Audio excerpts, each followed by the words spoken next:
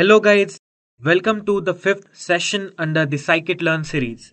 Today we are going to discover the logistic regression algorithm in Scikit-Learn.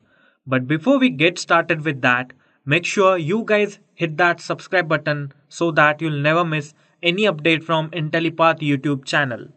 First of all, let me take you guys through the agenda that I have planned for this particular session. We'll begin this session by building a basic intuition for logistic regression. Then we'll discuss a little bit of math behind this type of regression. And then finally, we'll delve into the hands-on demo part where we'll generate the working logistic regression model. I hope all of you guys are clear with the agenda for this session. So without wasting any time, let's dive into the first topic, that is, what is logistic regression? Guys, by now you know that regression deals with continuous values. And a step forward, this particular algorithm of regression is best suited for performing binary classification. So let's first take an example to build a basic intuition for logistic regression. Now consider that you have a Harley Davidson motorcycle and you want to predict if it is going to break down or not in case if you don't get the service done. Now this is the classic example of binary classification problem. Here either your bike will break down, otherwise it won't break down, right? Now let's visualize the graphical representation of logistic regression, which will classify whether your bike will break or not based on the experience of other users. Now the descriptive or determinative variable will be years since the servicing has not been performed, which will further be dumped on x-axis, and the probability of breakdown will be plotted on y-axis. Now initial dataset will contain samples of both features and labels. The probability of bike breakdown given here ranges between 0 to 1. Now generally speaking, probability itself will always fall into the range of 0 to 1, right? Now from this plotting, we can intuitively tell that when the years since servicing had been done are less, the probability of bike breakdown is very less. But when the year value is significant, the chances of breakdown becomes very high. Now, according to this plotting right here, after 6-7 years without servicing, your bike will definitely break down. One more thing to note here is that the values for dependent variables, that is the probability of breakdown per se, will be discrete, alright? In case of linear regression, we saw that the predictive values were continuous, but in case of logistic regression, those will always be discrete, alright? Now, if I talk about this particular graph and how we are going to figure out outcomes, then let me tell you that we have something known as threshold in logistic regression. Basically, the threshold governs the choice to turn a projected probability or scores into a class label. For normalized projected probabilities in the range of 0 to 1, the threshold is by default set to 0.5, like we have done here, alright. The threshold value is 0.5 and it represents that car will break down after 3.5 years. Now, if we consider the lowest part of our curve or part below the threshold, then the label will be set to 0. I mean, basically, this probability is far less. So, by nullifying it, we'll consider that our bike will not go through any breakdown.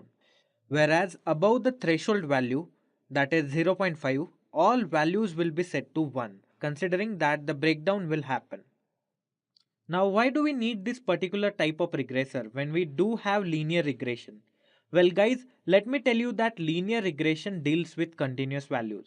Suppose, let's say this is how a linear regression model looks for our bike breakdown prediction slash classification problem. Now here you can see that a regression line will be formed such that the square distance error will be less. But what about these points? The green points available on your screens, right? There is possibility of having multiple outliers even within close proximity. So to dodge that, we convert our straight line into the curve. Well, how do we do that? That is the next question. But understand that many points will be classified wrongly since the linear regressor tries to reduce mean squared error. It does not focus on transforming the signal. So that is why we do have the concept of logistic regression. Now, to explain why logistic regression is better than linear regression, I'll have to resurrect a few concepts of statistics.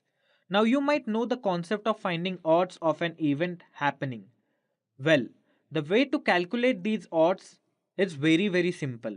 All you have to do is carry out the division of probability of event happening with probability of event not happening. Alright.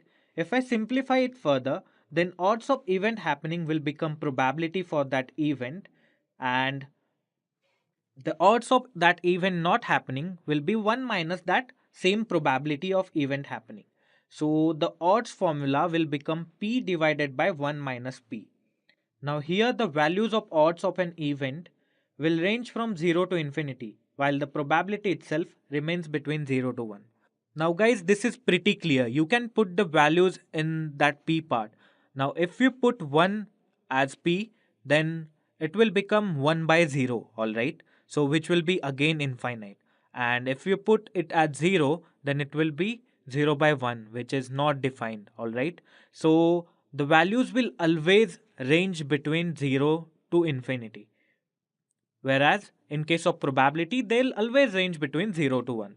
Now let's consider the equation of a straight line, for instance. That is y is equal to mx plus c. Now if we merge these two equations, that is the equation of linear regressor and odds, and take log of both sides, then the equation would look something like this. That is e to the power ln bracket of p of x divided by 1 minus p of x, and it will be equal to e to the power y intercept plus mx. Alright. Now if I further simplify this, then it will look something like this, right? P of x by 1 minus p of x is equal to e to the power y intercept plus mx. Alright. Now let's say y is equal to e to the power y intercept plus mx. Alright. And let's say p of x by 1 minus p of x is equal to that y. So p of x is equal to y into 1 minus p of x. Then what we have done is we have taken this denominator to this side, alright. So p of x is equal to y into 1 minus p of x. Now if we multiply y inside the bracket, then p of x will be equal to y minus y into p of x. Again, now if I bring this minus y p of x part to this side, then I'll get p of x into 1 plus y is equal to y. Now again, if I further simplify it, p of x will be equal to y divided by 1 plus y. Now let's substitute the value of y that we have assumed previously, that is e to the power mx plus c. Now once I do put that into the equation, then our p of x looks like e to the power c plus mx divided by 1 plus e to the power c plus mx. Now this function is nothing but the sigmoid function, guys. Now what we have to do is we have to take this term to the denominator side, and the equation will turn out to be p of x is equal to 1 by 1 plus e to the power minus c plus mx. Alright. So this is how the mathematics behind this whole logistic regression works. Now this is all quite difficult to comprehend. Basically, you don't need to comprehend the mathematics behind logistic regression. Let me show you how easily you can create models with logistic regression. So for that purpose, let's move on with hands-on demo part and visit our code editor. To get started with this coding implementation, let me first load few important dependencies or libraries that we are going to require down the line. At first, I'll import the pandas library. Then I'll import the NumPy library. Next, Seaborn for plotting graphs and visualizing the data. Then I'll import Matplotlib library. And finally, I'll import fetch underscore OpenML functionality in Sklearn dataset. With this object, I'll be able to open the Titanic dataset basically, which I'll be using for this particular session. Alright. So from sklearn dot datasets import fetch underscore OpenML. Alright. Now guys, the reason behind using this Titanic dataset particularly is that we have seen it before and have performed EDA over it previously. Not only that, but this dataset composes a very classic problem for binary classification. Either the person on Titanic boat has survived or died. So based upon the features, we want to learn who will survive and who will not. Alright. Now let me load this dataset. For that purpose, I'll use this fetch underscore openml command. So let me write the statement Titanic underscore data will be loaded using fetch underscore openml, and inside it will pass import pandas as pd. We'll run it again. All right, now here we'll enter the name of dataset, that is Titanic, and the particular version that we want is 1, cause we also want to deal with missing values and all those things. All right, and we'll set as frame equal to true. Now we set this as frame equal to true so that it will convert the given data into a data frame, and we want to store it in a data frame format. All right, now let me run this. All right, now let me store this into a data frame kind of variable, a very small variable, Titanic underscore data, and we'll add the data part.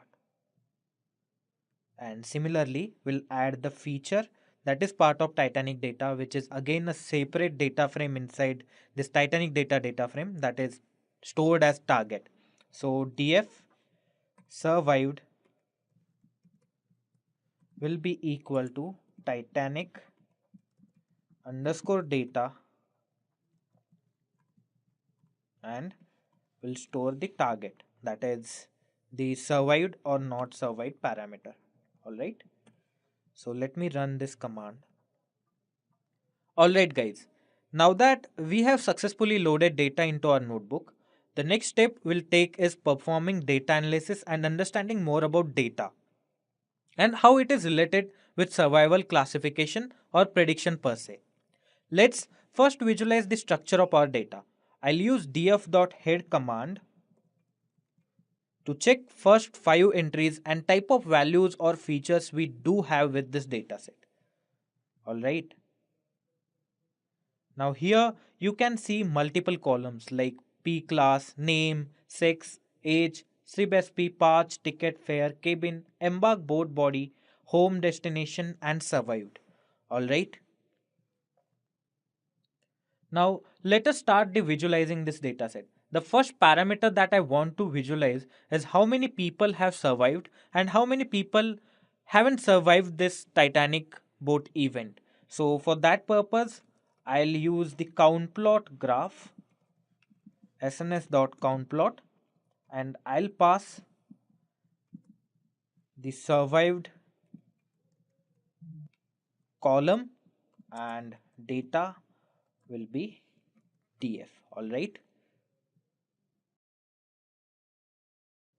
So here you can see that maximum people have died and only few people have survived.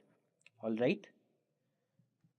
Now we saw the total people survived, but can I visualize this data gender wise? Now since we have this particular column, all I have to do is add sex as an hue argument in countplot function. So let me copy this command, Control C, and I'll paste it to the next block. And I'll add hue equal to sex. And let's run this again. And here you can see that many women have survived than the men. Alright. Now similarly, let's also look at how we can understand the survival of travelers based upon the class that they belong to. It's not difficult at all. All we have to do is replace the hue value with P class. that is the class travelers were traveling in Titanic. Alright. So let me copy this and paste it here and change this sex with P class feature. Now once I do that, I get different classes here, class 1, class 2 and class 3. So here you can see that here the maximum number of people survived are from class 1. Alright. Next step is the visualizing age column. Now we will generate histogram to understand which age group maximum people belongs to. Now the command for that is pretty simple. We'll take the age feature and we'll plot it with the help of histogram. Let's run this command. And here you can see that maximum people that were on Titanic belong to the age group of 20 to 40. Alright. Now let's learn more about our data by typing df.info command. Now this will show the type of values we have in this data set. So here you can see that float type, object type, category type, etc. Now in the next phase, I'll look out for missing values in our dataset. The isNull function helps in carrying out that operation. But if I want the column-wise sum of total null values, I'll have to apply additional sum function too.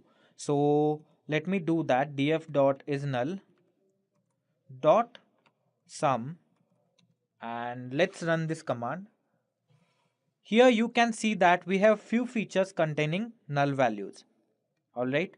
Age has 263 null values, cabin has 1014 null values, body has 1188 null values, which is the largest null valued column. Alright. Now that we know where null values are, the next thing we should do is visualize these missing values in terms of percentage. Now, how can I find missing value percentage for certain column? Well, what I'll have to do is divide the number of null values in column with its total length and multiply that ratio with 100. So let me put this forward in coded format quite quickly. So missing values will be equal to pd dot data frame, because we want to make this operation in data frame itself. df dot is null dot sum divided by len df into 100. Next thing I'll do is create a plot. So missing underscore vals dot plot. The kind of plot I want to use is bar graph. The title I want to give this to graph will be missing values in percentage and the y label will be percentage.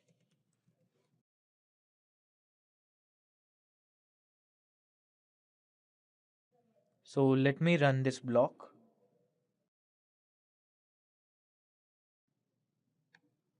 Alright, here you can see that the body column has more than 80% of missing values. Alright, so I don't think we'll be able to get any useful insight out of this body column, cabin column and boat column. So we'll drop these columns eventually.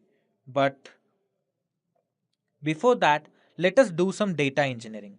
Now, in this particular data set, we have two features named as SibSP and patch. Wait, let me show you. So here we do have SibSP and patch. Alright. So this SibSP highlights the number of siblings and spouse that is traveling with the particular person. Whereas patch is representing number of children and parents traveling together. Alright. Well, we can merge these two columns to figure out if that particular person traveled alone or with family. Well, how? It's pretty easy. We create new column named family and store some of patch and SibSP in it. Well, let me do that quickly. So df family equal to df cbsp plus df parch. Now whenever the family parameter is equal to 0, then that person is obviously traveling alone, and when it's not equal to 0, then that person is for sure traveling with his family, right? Now let's put these conditions in form of program here. So df dot lock df family greater than 0, then traveled alone will be equal to 0. Otherwise, if df.family is equal to 0, then traveled alone will be equal to 1. Alright, now let me run this block. So this is successfully executed. Now let me show you guys how this family feature looks. We'll see the 5 first entries. Alright, so we have created this family feature by combining sib_sp and patch_sp. Now next, we do have a meaningful feature in our hands right now. So we don't need sib_sp and patch anymore. So what we'll do is we'll drop them. So let me write the command to drop them. df dot drop both sib_sp comma parch. I'll set axis equal to 1 and in place equal to true. And alongside with this command, we'll also check how much this factor correlates with our target label, that is survival, right? So the factor that I'm referring to here is the traveled alone factor that we have engineered in previous step. So let me create a count plot and visualize how much this factor correlates with our survival label. All right. So to do that, I'll create the count plot, sns.countplot x equal to traveled underscore alone and data will be df. All right. Now the title that I want to give this graph, plt.title, will be number of passengers traveling alone, and I'll show this graph.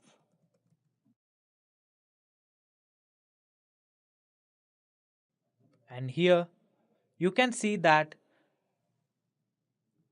there were many people on Titanic that traveled alone, and there were less people who traveled with the family. All right, around 500 people traveled with their families, and around 800 people traveled alone.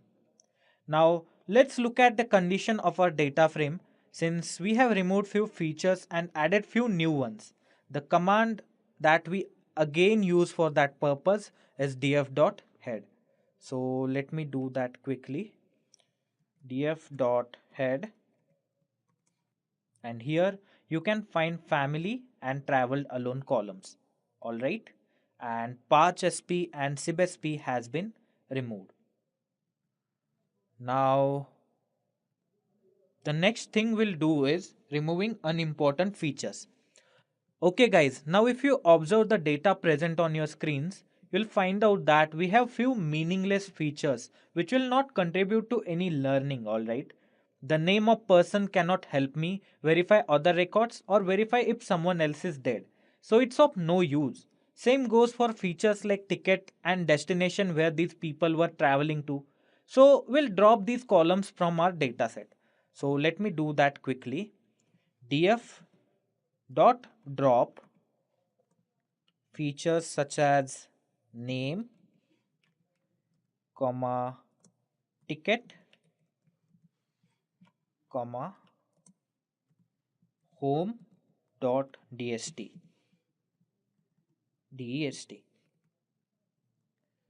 and again we'll set axis is equal to 1 because we want to remove the comma, columns, and in place as also true. Now let me run this block and let's see if these changes have been committed or not. And here you can see that those columns such as name, ticket and destination have been removed from our dataset. Now we'll also drop the cabin column because I don't think there is anything we could learn from this feature. And along with this cabin column, we'll also drop body and boat columns.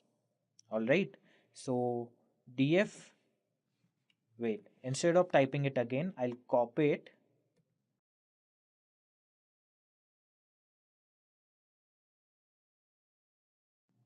and I'll paste it. Now here we'll put these columns, that is cabin, body and boat. Now let's run this command again. Visualize the state of our dataset with head command. Alright, so we have very few important and contributable features right on our screen.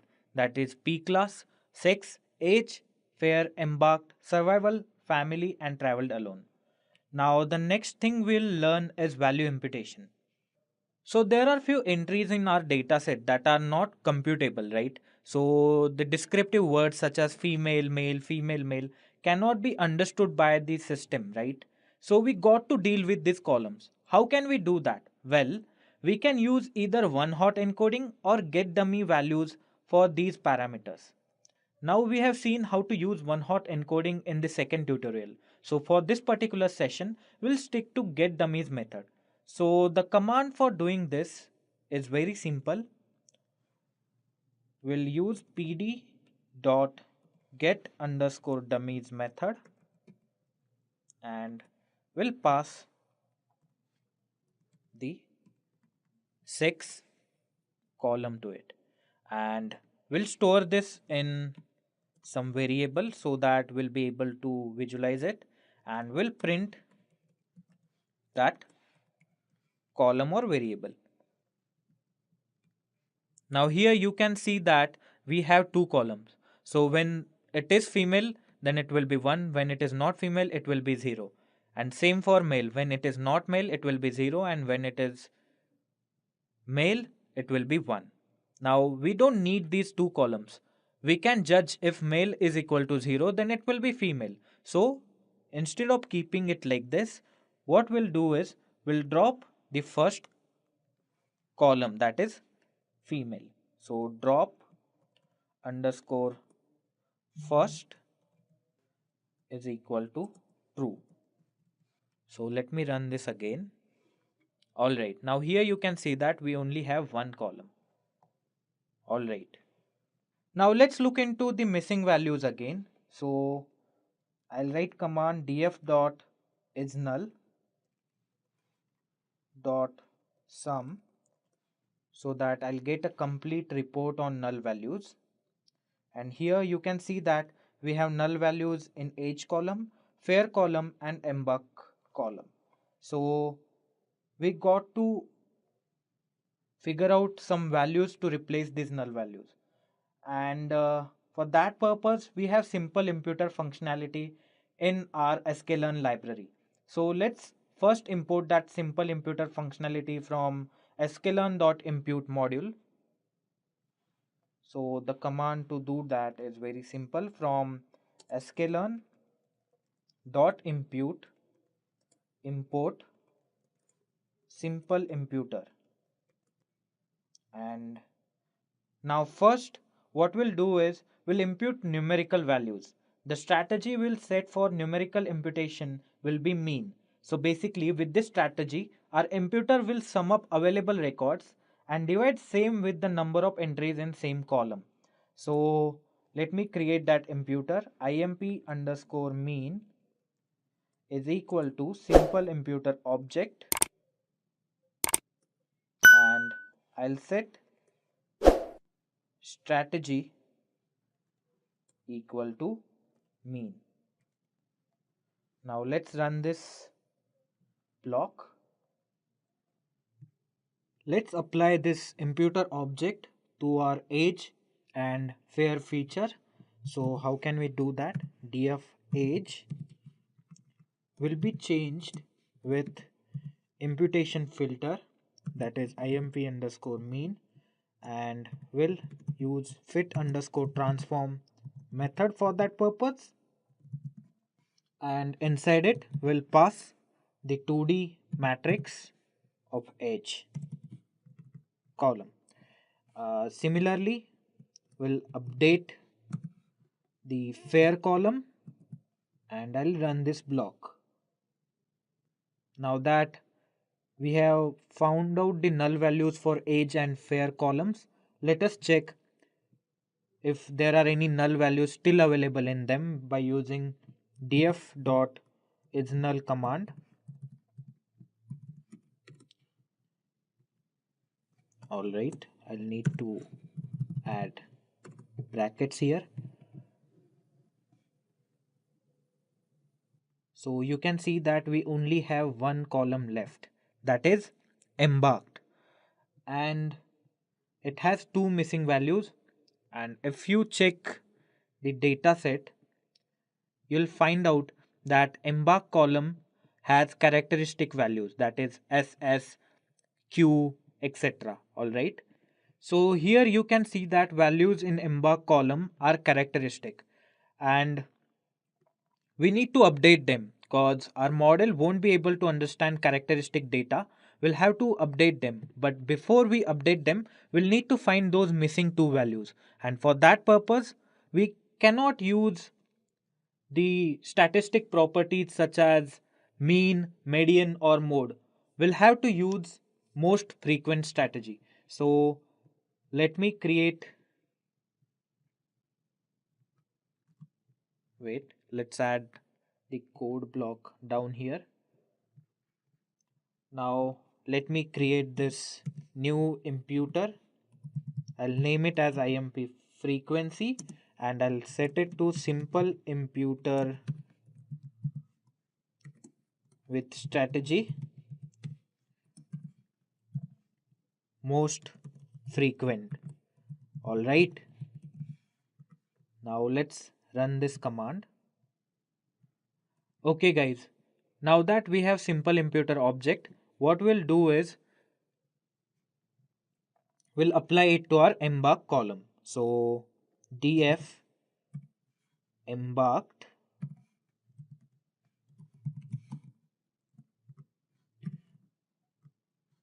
will be passed to imp underscore freq dot fit underscore transform methodology.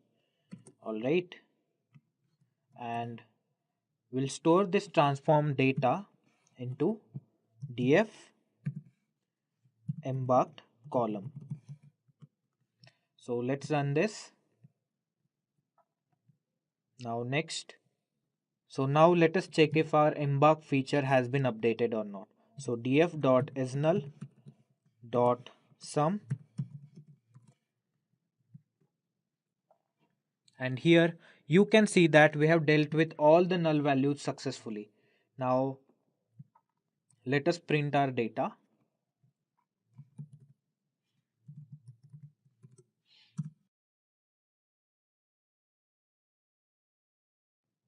And here you can see that embark column has characteristic values that should be changed. So for that purpose, what we'll do is we'll use either one hot encoding or get dummies method in pandas. But since we have already seen how we can use one hot encoding in session 2, so what we'll do is we'll use get dummies method here.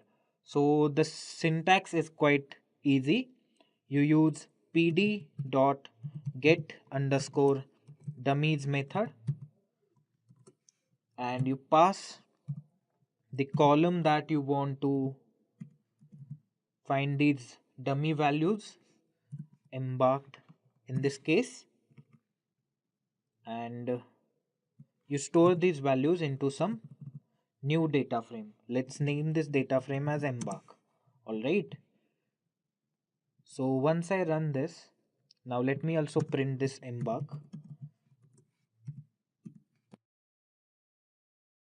Here you'll see that we have C, Q and S. Now out of these, if the object belong to the Q class, and then we'll get 1 over here, right? And if it does not belong to the Q class, we'll get zeros over here. Similarly, if object belongs to the S class, then we'll get 1 here, and if it does not belong to that class, then it will be 0. And when we have 0 0 in both the cases, then definitely that object will belong to C class. But now what that tells us is that we don't need one column out of these three columns. So for simplicity's sake, we'll drop one column. So drop underscore first is equal to true. And let's run this again. And here you can find Q and S now. So right now we have transformed our embark column. So let's remove that and add this newly developed feature to our data frame. All right. So what I'll do is I'll drop embark column,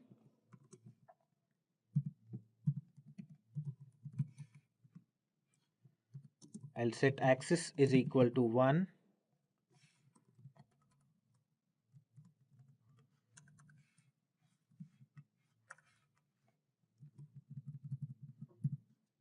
and in place is equal to true.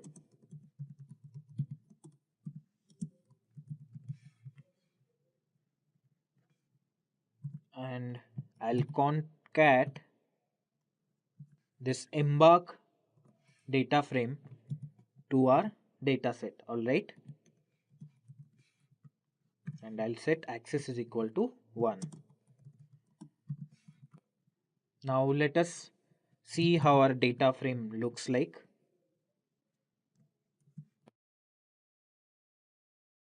Now here you can see that we have successfully removed the column and we have added new features Q and S. All right. And now if you look at our data, you can see that it is completely feedable to the machine learning algorithm. So moving ahead, we'll do that. Well, but before actually passing the data to our algorithm, we need to separate feature data and label data from each other. It's quite easy. So let me do it quickly here. So X will be our input data and it will not have the label that is survived column.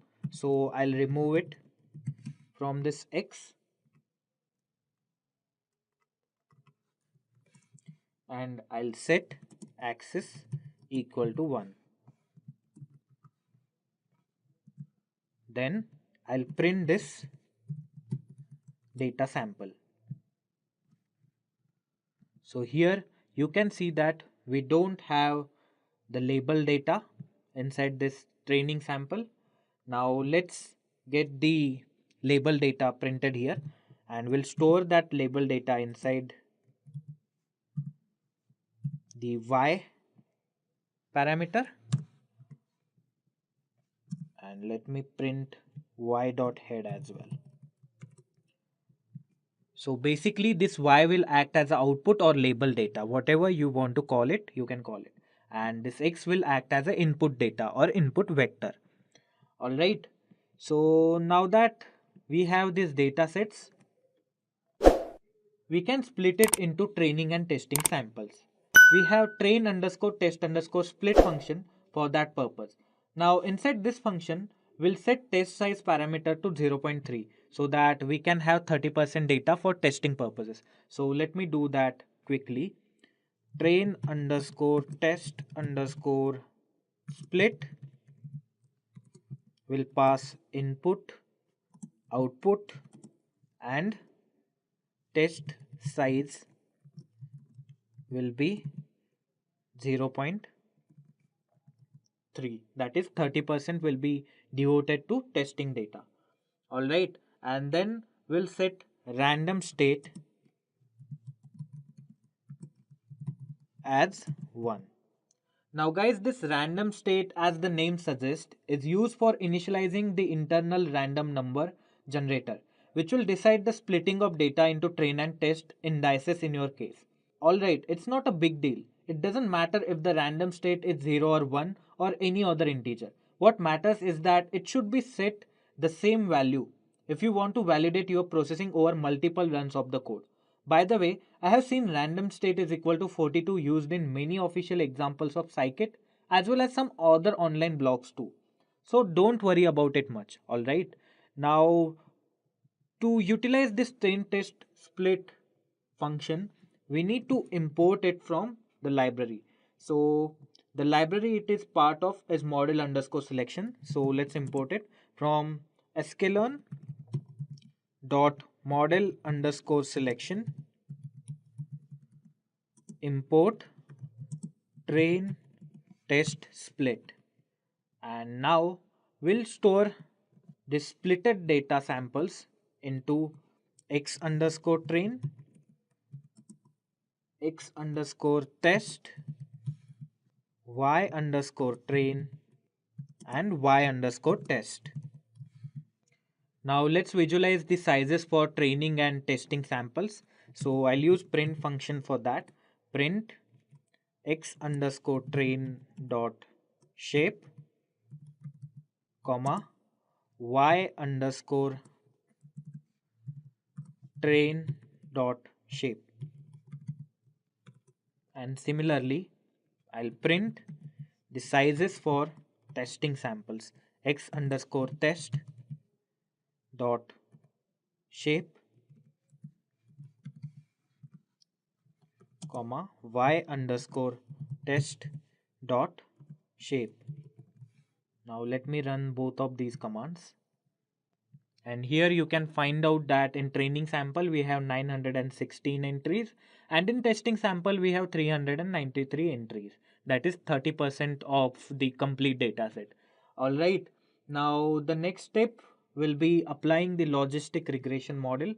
Now guys, logistic regression is part of linear underscore model module. So we'll need to import that from there, from sklearn dot linear underscore model import logistic regression. All right, and now I'll create the object to store functionalities of this logistic regressor. So logistic regression. Now I'll fit our model to the training samples, that is x underscore train, comma, y underscore train. All right. Now our model have successfully trained over the training samples. So what we'll do is we'll create the predictions. For that purpose, I'll create new variable pred and I'll say our model to predict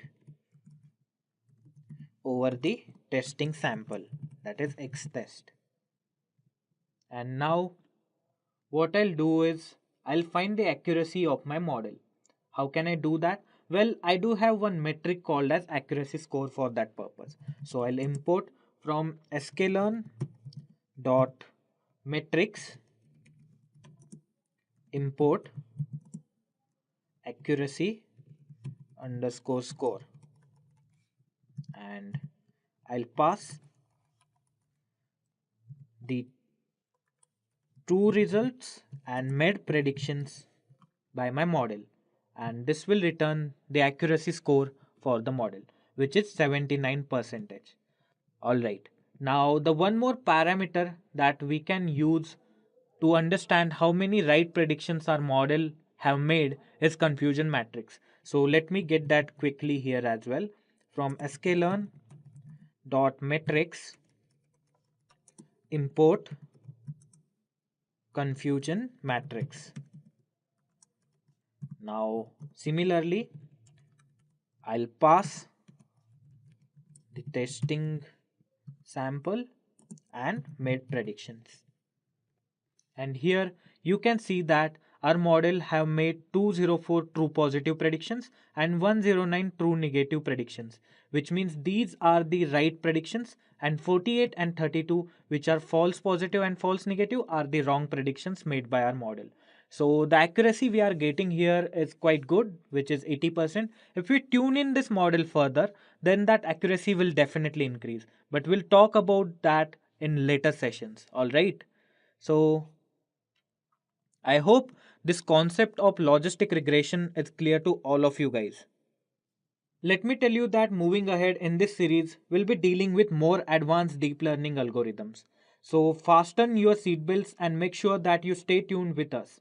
I thank you all for being here till the repeat. I thank you all for being here till the end of this session. I hope this session was informative and enthralling. If you have liked this video, a thumbs up would be much appreciated. Also, if you have any concern about said concept, then please put them in the comment box below. Our 24/7 team of experts would be obliged to resolve all of them for you guys. Also, make sure you are subscribed to the Intellipaat YouTube channel so that you never miss any repeat so that you never miss any upcoming update from our Intellipaat YouTube team. Repeat, repeating whole statement. Also, make sure you are subscribed to the Intellipaat YouTube channel so that you never miss any update from Intellipaat YouTube team. If you want to make a career in data science, then Intellipaat has IIT Madras Advanced Data Science and AI Certification Program. This course is of very high quality and cost effective, as it is taught by IIT professors and industry experts.